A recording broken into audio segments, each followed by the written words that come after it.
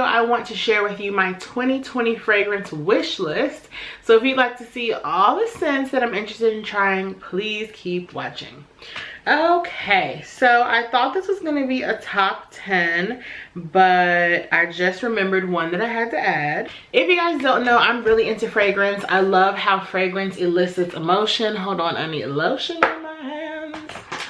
I love pairing different fragrances with different looks for different occasions when I'm going out with different people. Fragrance to me is just very, very personal, and I'm obsessed with it. It changes my mood.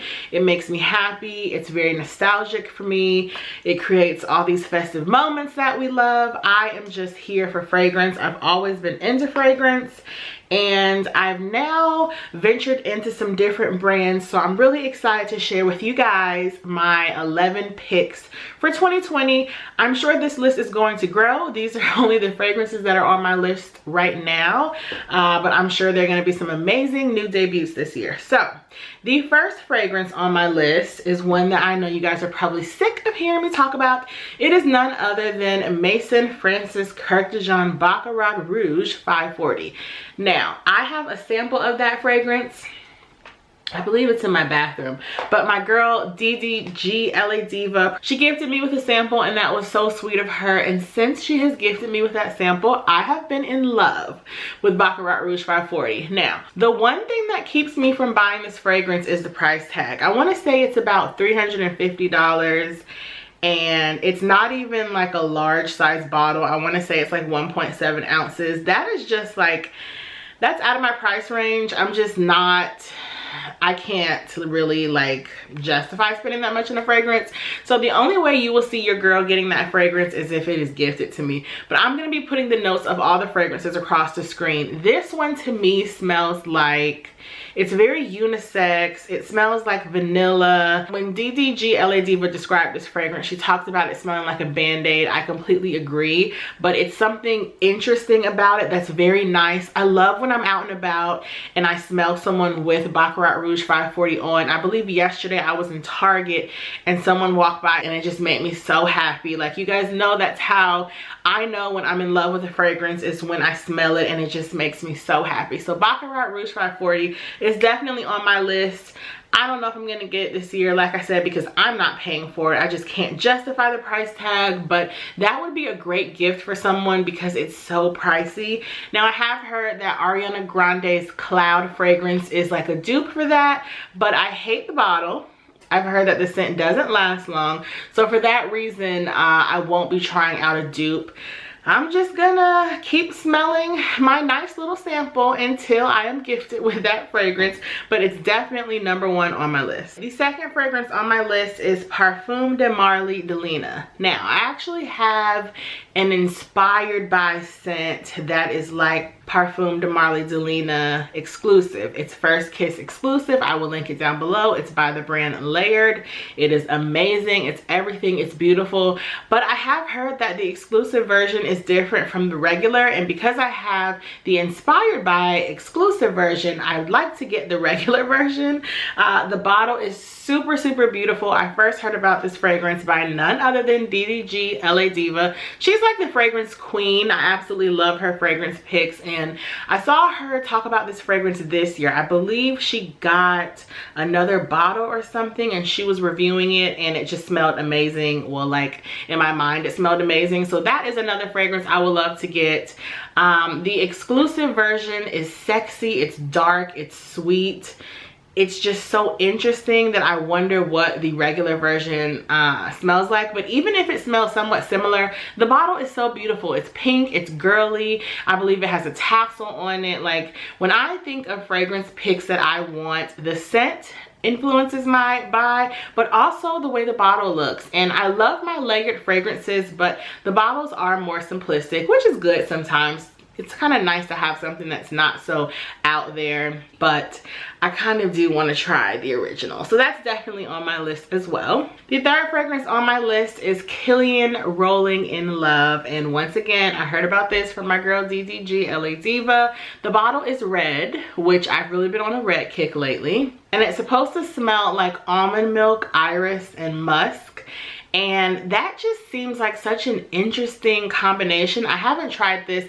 You guys, I don't really tend to go in stores and try fragrances, especially ones that are expensive, because I could become an impulse shopper. So I like to just do my research online, buy my samples online, or, you know, get them with, you know, when you order something you get a free fragrance sample. But I try not to go try fragrance in store because it can become very tempting. But Kilian Rolling in Love seems like it would be beautiful, right up my alley, something nice for the winter time. Sometimes I really like dark scents that kind of don't go with what you would think I would like, because I'm very feminine, and I don't know, sometimes I love a good like almond scent or a musk. Depending on how the notes are paired, they can really smell nicely. So this is one that I'm definitely interested in getting. The next one I would love is Creed Gardenia, and I believe I smelled this when I was in Neiman Marcus with a friend, maybe even like 6 or 7 months ago. And what drew me to this scent is the bottle. It has the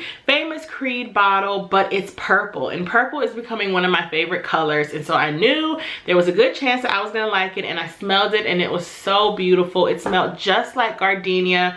Now, there are some other brands that have gardenia fragrances, like Gucci. I believe Gucci has a Flora Gardenia, but it smells horrible on me. So that's one thing I want you guys to know, that a lot of times fragrances smell different on different people depending upon your body chemistry, how a scent wears on you, if you sweat more, if your body is more warm or more cold. And Gucci scents just really don't tend to do well on me at all if they are very floral. But this Creed one was so beautiful, and gardenias smell amazing. That is one of my favorite scents of a flower that I'd actually have in my house or something. And I believe, no, I have magnolias in my house. But either way, I really love gardenia scents, and this Creed one is beautiful, so I probably will be picking up that one this year also. Another Creed scent that's on my list is Aqua Fiorentina. I believe that's how you pronounce it. This is the first Creed scent that I'd ever tried. I want to say I smelled it probably 3 or so years ago. I first heard about it through my girl Happy Stylish Mommy. I will also link her down below. And she shared it probably on Instagram or something. And when I went to try it in the mall, my face lit up. And you know what that means, that your girl has to have it. It's fresh, it's floral, but it's not like overwhelmingly floral. It was like a beautiful floral wrapped in gold. It was just amazing, and I got a sample of it, and for some reason, I don't know why, I just have never gone back to get it, but I probably need to. I might do that for my birthday, because that scent is so beautiful. It's a really nice light floral scent, and it's very unique. Like, that's thing that I'm into now. If you'll notice, a lot of these scents that I'm talking about aren't very, I mean, they're mainstream, but they're not going to be like your Marc Jacobs Daisy, your Gucci Guilty. It's not going to be something that you're hearing everybody talk about. And I kind of like that, because everybody in high school used to smell like Victoria's Secret Love Spell, and then everybody smelled like, I don't know, Marc Jacobs Daisy. So sometimes I like getting scents that are a little more unique, just because it's good to not smell like everybody else. But definitely this Creed one, I'm gonna have to pull the trigger and get it, because it is just so beautiful. I love it. Okay, the next scent that I want is Tom Ford Champaca Absolute. I first tried this scent, maybe like 4 or 5 years ago when I was living in New York with my mom. We went to the Tom Ford counter, and this was probably one of the very few scents from Tom Ford that I really liked, especially back then. But this one just smelled like gold and champagne. It was fabulous. It was beautiful. It was light, but it had a depth to it. I could see it as being like a perfect wedding day scent. It was just so beautiful. So just makes you want to like shimmy and move your shoulders. It was beautiful. And I don't have any Tom Ford fragrance. I'm just not too much into Tom Ford that much, but Champaca Absolute is definitely beautiful, and that would be one that I would love to pick up this year. Another Tom Ford scent that I am kind of in the market for, I kind of ride the fence on whether or not I really want to get it, but it's the Tom Ford Lost Cherry. I found about the scent from my girl Pockets and Bows TV. I will link her channel down below. She talked about this smelling like almonds and just being amazing.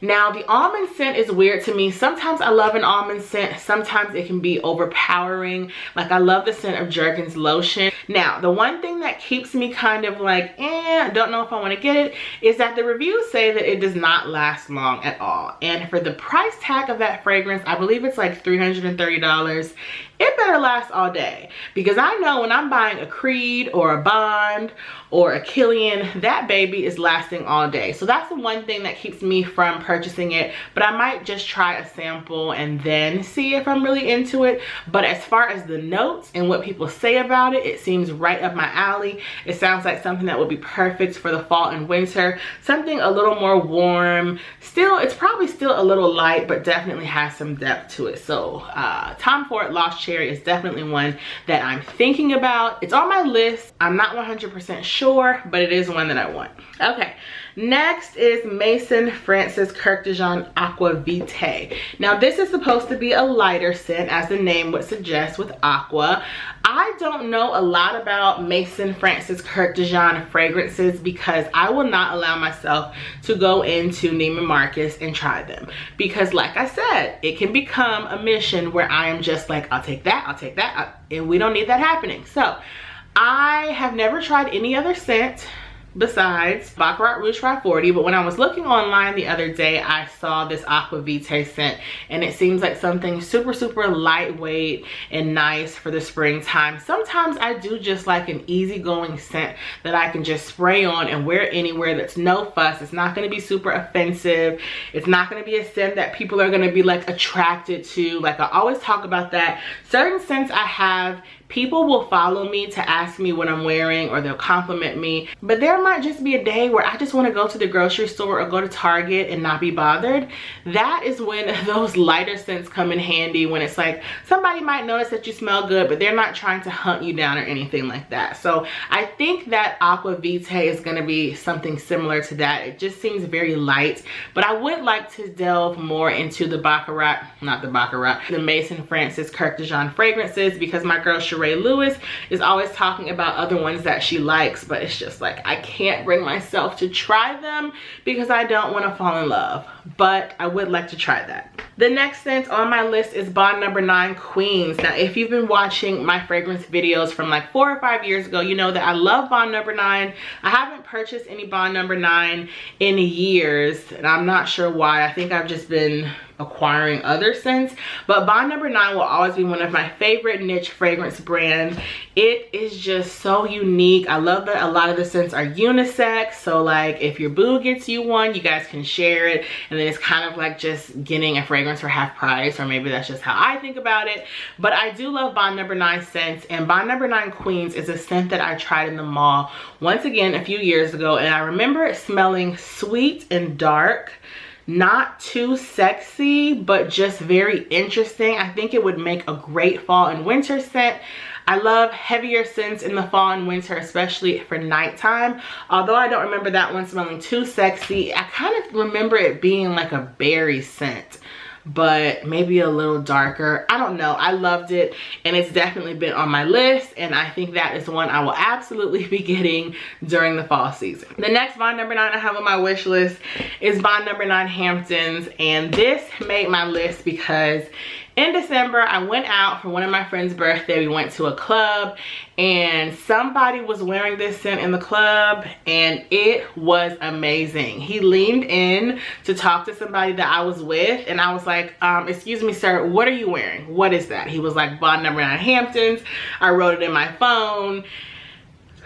Ladies, your man needs Bond No. 9 Hamptons.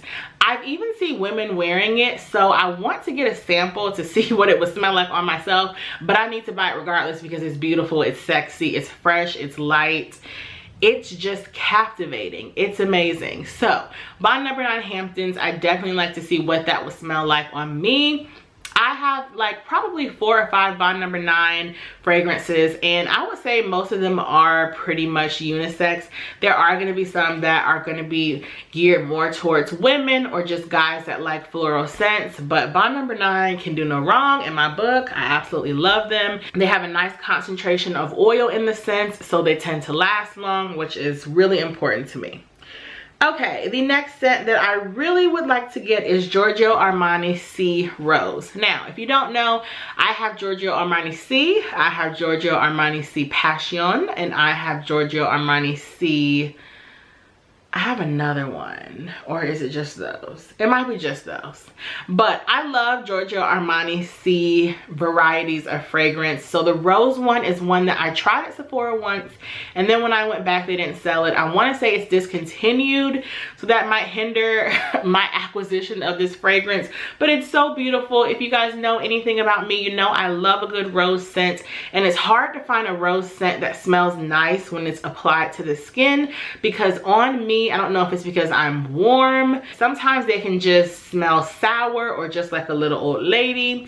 So for me, it's really hard to find a nice rose scent that I like, but Giorgio Armani C Rose was definitely one that I loved.